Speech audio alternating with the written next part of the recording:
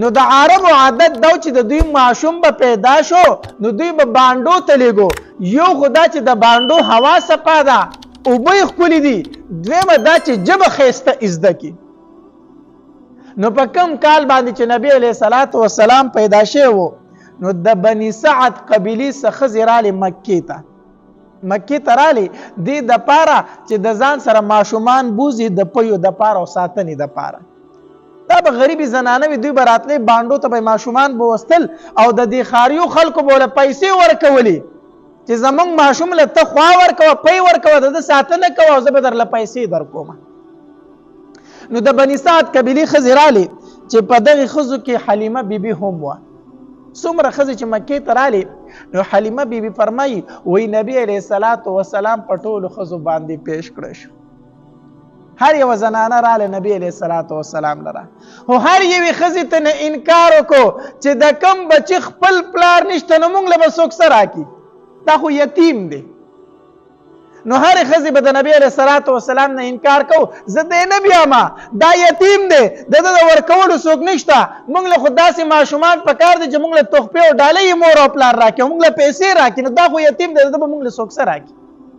حلیمه بیبي فرمایي وایي زه ولم رالم خو یو ځل ترې نه زه هم واپس شومه، پړه کې مې دا راله چې یتیم دی، ما له به څوک څه راکړي. و څوک خبر نه و چې دا څنګه یتیم دی،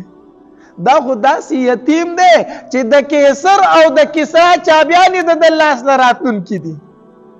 د دې یتیم نه خو څوک خبرو نو.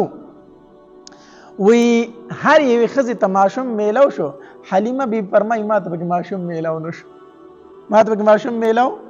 نه شو. وایي زه چې تش لاس واپس کېدم نو دا خبر راته ښه نه ښکارېده. وایي ما مې خاوند ته وي که ستا خوښه یې که نه کوم یتیم ماشوم چې زه ځان سره دا بیامه، زه دا اخلم دا یتیم ماشوم. وی خاوند مې راته وي او بالکل هغه راواله کېدی شي الله موږ له په ده کې برکت واچوي، الله موږ له په ده کې څه واچوي. نو حلیمه بیبي فرمایي وی ما او خاوند مې نبي علیه الصلاة والسلام د دې وجې نه روچت کو چې کېدی شي الله موږ له په ده کې څه واچوي، برکت واچوي. نو څومره برکتونه یې په نصیب شو. ګوره دا حدیث مبارک دی، الله تبارک وتعالی فرمایي حدیث قدسی دی. نبی علیہ السلام فرمایي الله تبارک وتعالی فرمایي انا عند ظن عبدي، انا عند ظن عبدي، زه د خپل بنده د ګمان مطابق د هغه سره فیصله کومه. کوم بنده چې په ما څنګه ګمان وکړي زه سره هغه شانتې کار کومه. اوس حلیمې بیبي نبی علیه السلام په څه سره واغسو الله به موږ له په ده کې برکت واچوي. دا ګمان یې وکړو که نه الله ورله پای کې څومره برکتونه واچول. نو په الله باندې به ټول عمر ښه ګمان ساتي، ښه بد ګمان به په الله نه ساتي. چې څنګه ګمان دی په الله ساتو هغه شان معامله به تا سره کوي.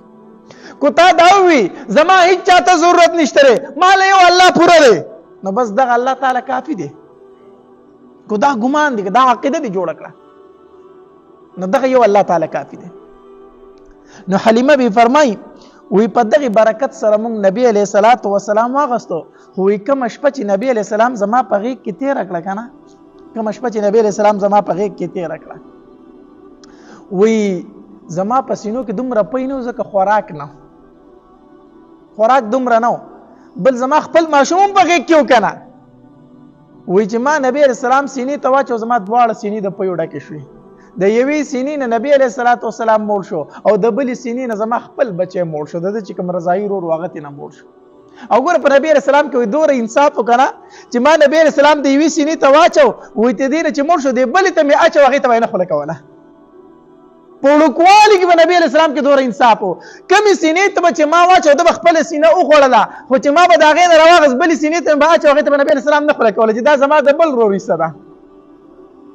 حلیمه بیبي فرمایي د بلې سینې ته خوله کړې نه ده.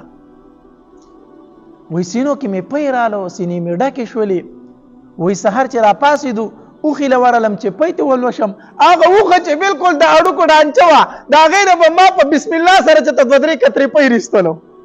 وایي چې کېناستم اوس لوښي مې دي د پیو ډک شي د اوښې نه، ورځې داسې د پیو ډکه پرته ده د اوښې. وایي خاوند له مې هغه پی راوړو چې زموږ اوښې خو نن سهار دا پی وکړو. هغه راته وایي چې حلیمې په دې ماشوم کې کمال شته دی، ښه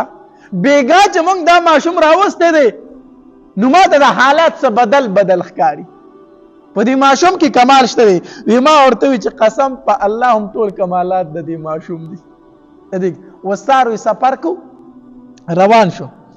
چې روان شو قافله روانه شوله اوس خلکو د مالدارو خلکو بچي اغستې ما پکې د ځان سره یتیم اغستې دی روان یو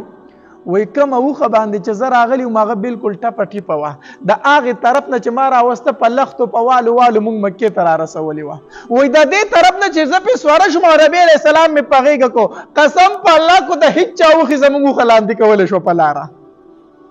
زموږ اوښه یو اوښه نشي لاندې کولی وي ښځو رانه تپوس کو حلیمي اوښه دې بدل کړې ده کو هغه زړه اوښه ده وي ما ورته چې اخ که اوښه ده وی چې څنګه اوښه ده خو د دې طرفه په تا په لختو راشړله تلم نه زموږ نه به وروستو پاتې کېدې د دې طرفه زموږ اوښې ستا اوښه نشي لاندې کولی وی ما ورته وی چې کمال د دې ماشوم دی د هغې طرفه سورلي زه وم او د دې طرفه سورلي دا ماشوم دی ځکه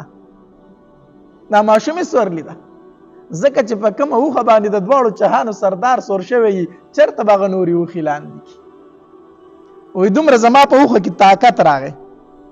وی چې کلي ته راورسېدو که نه نو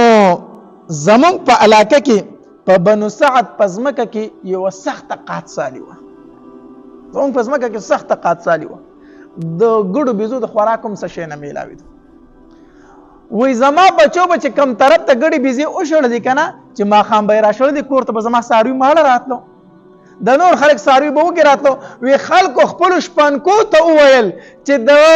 حلیمې بیبي بچي چې کم طرف ته څاروي سره وی تاسو هلته شړئ دوی چېرته یو چراګاه مونتې ده یو ورشوی مونتې ده خپل څاروي ورته شړئ لهذا تاسو خپل څاروي هلته شړئ حلیمه بیبي فرمایي وی خلکو به زموږ سره یو ځای څاروي سرول خو چې ماښام به راتله بیا به زما څاروي ماړه او د خلکو هغه به وږي د خلکو څاروي به څه وږي به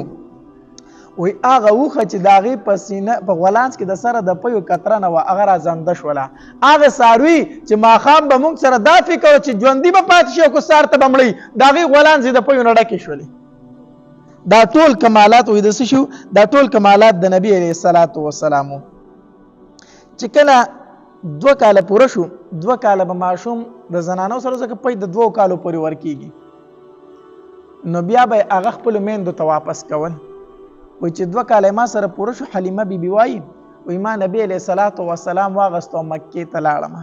چې خپلې مور ته حواله کړم خو وی لاړم وی ما ورته چې حواله کوم درته خو زړه مې تېنه کېږي نو که یو څو ورځو دې ماله نور راکړو نو ډېره به ښه وی هلته په مکه کې یو وبا و مرض راغلی و د ماشومانو د مړه کېدو مرض راغلی و وی امینې بیبي چې هغې ته وکتل وی ما ته وی چې د ځان سره بوزه دلته کې د ماشومانو مرض دی وی ما بیا د ځان سره نبي علیه السلام راوسته وی ډېره زیاته خوشحاله شوم